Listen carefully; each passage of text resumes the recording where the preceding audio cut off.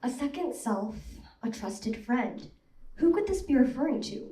Maybe a best friend, a role model, or perhaps an equivalent word for family. We all have our guesses, but I bet you wouldn't have guessed the answer to be yourself. That's right, you. The short phrase comes from the scholar Cicero in the 1st century Rome. The entire concept of alternative self and another existence, aka alter egos, has fascinated people for centuries, starting from experiments in the 18th century to the books and the movies in the 21st. A good representation would be Robert Louis Stevenson's thriller, Strange Case of Dr. Jekyll and Mr. Hyde. The book explores the concept that good and evil exist within one person, constantly at war. Another would be Split, a film in which one of the characters, Kevin, suffers from dissociative identity disorder and has 23 alter egos. Seeing this, we can arguably reason that the entire concept of alternate personalities and persona has quite literally entertained the audience for centuries. However, it quite literally shook the world when it became a reality. The 3 brutal rapes of 3 young women on the campus of Ohio State University. The case of the campus rapist. William Stanley Milligan, also known as the campus rapist, was an American man who was the subject of a highly publicized court case in the late 1970s. After having committed several felonies, including armed robbery, he was arrested on the campus of Ohio State University for committing 3 brutal rapes. His psychologist diagnosed him with dissociative identity disorder, and his lawyers pleaded insanity, claiming that 2 of his alternate personalities committed the crimes without Milligan being aware of it. But how could this be possible? It seemed too fake, a hoax, a made-up story. But in truth, it was actually real. The man did indeed have dissociative identity disorder. Now, dissociative identity disorder, what is it? Dissociative identity disorder, also known as DID, is a mental condition in which a person has 2 or more separate identities, usually referred to as alters. Dissociated self means to disconnect or separate. People with DID usually have different thought patterns, expressions, behaviors, and memories. In most cases, memories do not transfer from one identity to another, causing gaps in it, just like the ones Milligan had experienced. But even excluding this one case, there have been instances in which an individual's mind created identities without them being aware of it. And through this, many began to believe, many still do, that DID is a mental issue that causes people to commit horrid crimes without them being aware of it. However, surprisingly enough, DID is primarily a trauma-based condition and does not correlate with any higher crime rates. Research actually shows that there is no statistical evidence indicating that people with DID commit crimes at a higher crime rate than the general population. And now the big question emerges. What makes a criminal? What drives the real criminals to be the psychopathic, crazy monsters who are just so devilish? From the cracks in their psyches to the shadows of their childhoods, a melting pot of trauma, neglect, obsession, and sometimes sheer chemical imbalance festers. Some are born into violence, and others are molded by it. For some, it's the high of outsmarting society or playing God. What actually makes a criminal? The first primary factor to consider is nature. The very idea that certain individuals may be born with a predisposition to crime. In other words, the very architecture of their minds and the way they process impulses and emotions may be biologically wired toward crime. While this may sound like absurdity to many, the notion that someone who commits a cold-blooded murder might be dropped of all charges due to their biology, the science is hard to ignore. And so at the heart of this lies the structure and function of the brain. The amygdala, which is responsible for fear and aggression, have been found to be smaller or less active in individuals who participate in psychopathic and violent behaviors. This dysfunction can impair empathy and fear conditioning, which is a trait commonly absent in antisocial personalities. Another major player would be the prefrontal cortex, which is responsible for decision-making, impulse control, and moral reasoning. Reduced activity in this area may lead to a lot of different factors, such as disregard for consequences, poor judgment, and heightened aggression overall. Lastly, neurotransmitters like serotonin also regulate inhibitory mood control. But when these types of transmitters are unbalanced, they can lead to very violent tendencies. While not everyone with these biological tendencies becomes a criminal, their presence undeniably increases the likelihood. The line between accountability and biology is still heavily debated upon.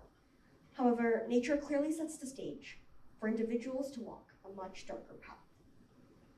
And while biology and those different factors contribute a lot into finding what makes a criminal, it is also the environment that shapes the final form. As American psychologist B.F. Skinner famously said, man is largely a product of his environment. Change the environment, and you change the man. Marc Dutroux, one of Belgium's most infamous criminals, offers a chilling testament to this truth.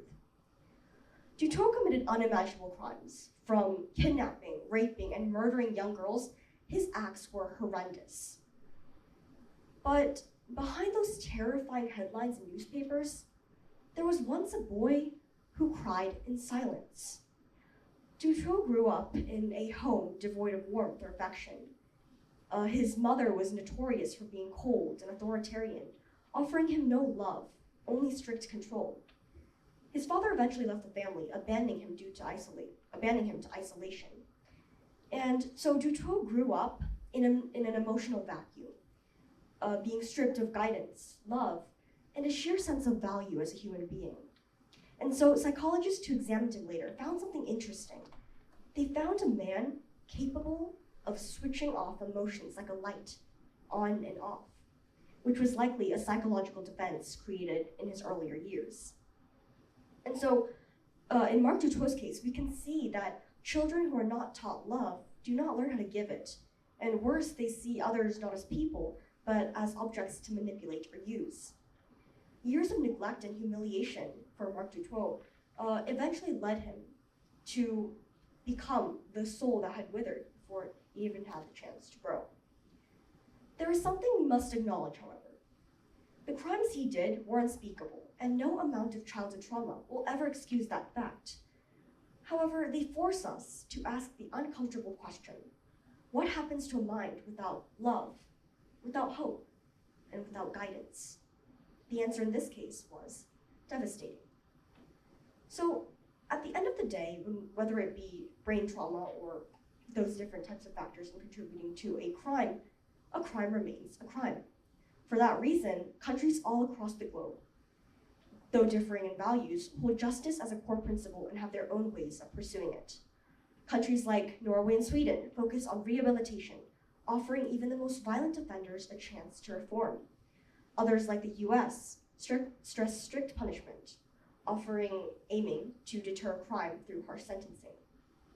Others, like Germany, has a blend of both, with both offender reform and victim acknowledgement. Countries like Japan focus on the remorse and confession part, with sentencing often reflecting how much a offender shows accountability and willingness to reform. In contrast, Singapore focuses on the deterrence as penalties to mitigate less room for personal background and hold justice. However, that's the thing about justice. Not one approach alone is perfect. One might risk leniency, the other dehumanization. It lies in between. So South Korea, too, continues to navigate this balance between accountability and explanation. Recent reforms actually encourage courts to consider psychological upbringings in sentencings. However, public demands for harsher sentencings, especially in the ones with child abuse, sexual violence, and murder, once again show us that accountability must come first. When we talk about crime, we start with the why. Why the criminal did such an act. And then we move on to the what and hows. But explanation can never be confused with justification, because behind every crime, there is somebody who didn't get a choice. In the case of Brock Turner, the headlines mourned about the reputation and life he might lose, and not the trauma already carved into the victims' lives. In the Central Park 5 case, 5 men were vilified and years later exterminated, but the woman who was attacked was left to rebuild in silence. And in the case of Larry Nassar, hundreds of girls were harmed over decades, while systems looked the other way, not because they didn't know, but because they didn't want to listen. And there are so many other crimes and cases that we don't know of. And so that's exactly when justice starts to fail us.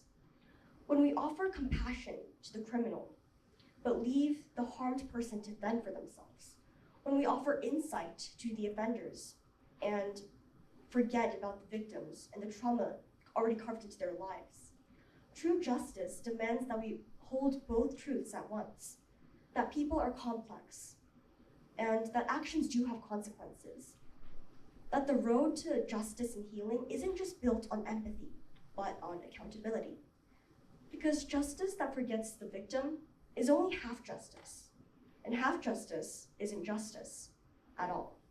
Thank you.